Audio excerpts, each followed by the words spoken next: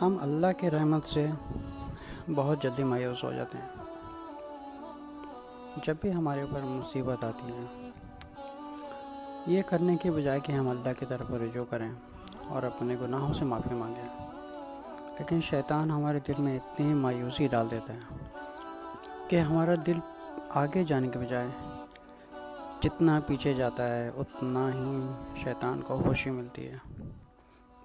لیکن اگر سورۃ الاعراف کی آیت نمبر 16 سے 18 تک دیکھا جائے، اس میں ابلیس نے اللہ تعالیٰ سے کہا تھا کہ میں مسلمانوں پر یا تمام انسانیت پر چاروں طرف سے حملہ کروں گا، دائیں طرف سے، بائیں طرف سے، آگے سے اور پیچھے سے، چاروں طرف سے حملہ کروں گا، یہاں تک کہ کسی کو نہیں چھوڑوں گا۔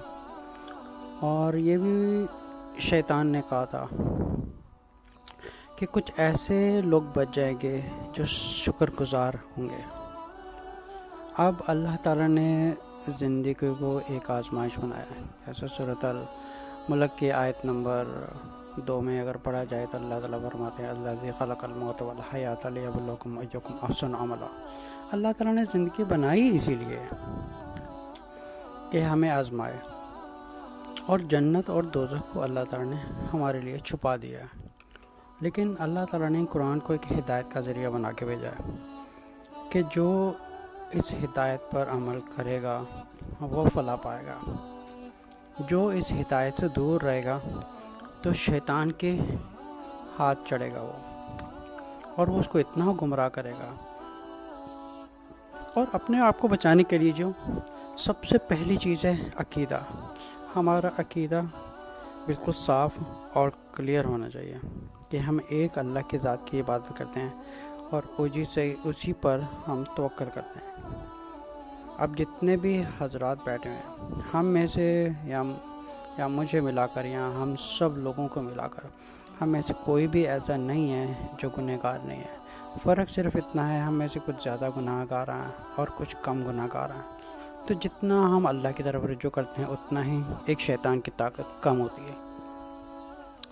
اب جب شیطان نے یہ کہا تھا کہ میں چاروں طرف سے انسانوں پر حملہ کروں گا، تو اس کے بدلے میں اللہ تعالیٰ نے ایک ایسا دروازہ ہمارے لیے کھول کے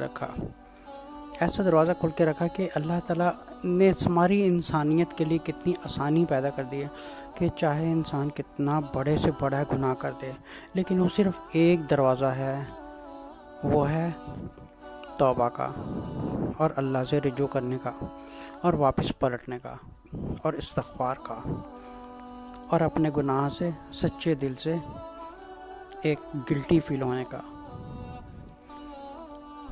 اگر سورۃ زمر کی آیت نمبر 53 میں پڑھا جائے تو اللہ تعالیٰ اپنے رسول صلی اللہ علیہ وسلم سے فرما رہے ہیں کہ جا کے ان لوگوں سے کہہ دو۔ اچھا، کن لوگوں سے کہہ رہے ہیں؟ دیکھو کتنا خوبصورتی سے اللہ تعالیٰ بیان کر رہے ہیں۔ اللہ تعالیٰ کل یا عبادی، اے میرے پیارے بندو، الذین اسرفوا علی انفسہم لا تقنطوا من رحمت اللہ ان اللہ یغفر الذنوب جميعا انہ هو الغفور الرحیم۔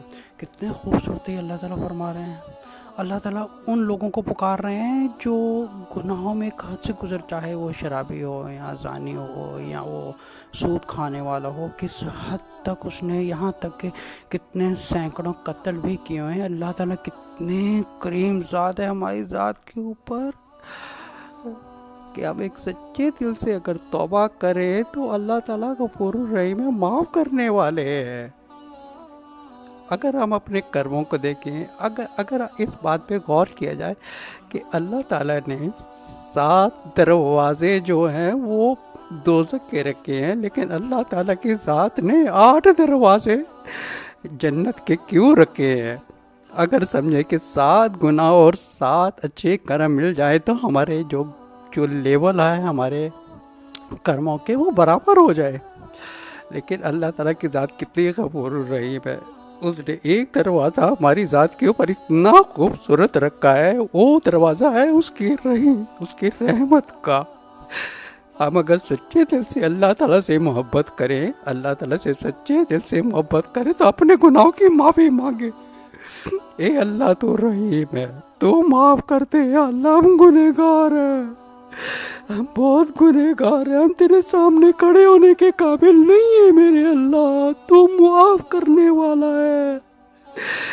اگر اس دعا کو سچے دل سے پڑھا جائے تو اللہ غفور الرحیم ہے، وہ معاف کرنے والے ہیں۔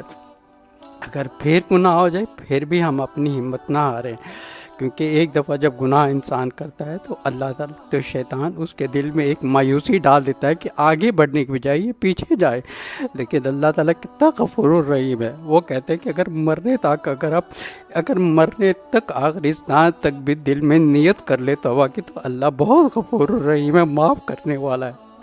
آئیے ہم سب مل کے اپنے گناہوں کی معافی مانگتے ہیں اللہ تعالیٰ سے، اللہ تعالیٰ کی رحمت سے مایوس نہ ہوں، اور اللہ بہت غفور الرحیم ہے۔ چاہے ہم سے کتنے بھی گناہ ہو جائیں، صرف اس کے لیے وضو کریں، سچے دل میں نیت کریں اور 2 رکعت صلاۃ التوبہ پڑھ کے ایک آنسو ٹپکا دیں دل کی گہرائی سے، تو اللہ تعالیٰ جو ایک دل کی گہرائی سے آنسو نکلا ہوتا ہے وہ زمین میں ایک لگنے سے پہلے ہی اللہ تعالیٰ اس کے سارے گناہوں کو بخش دیتے ہیں، پھر ہم اپنی نئی زندگی سے اپنی ایک نئی شروعات کر سکتے ہیں۔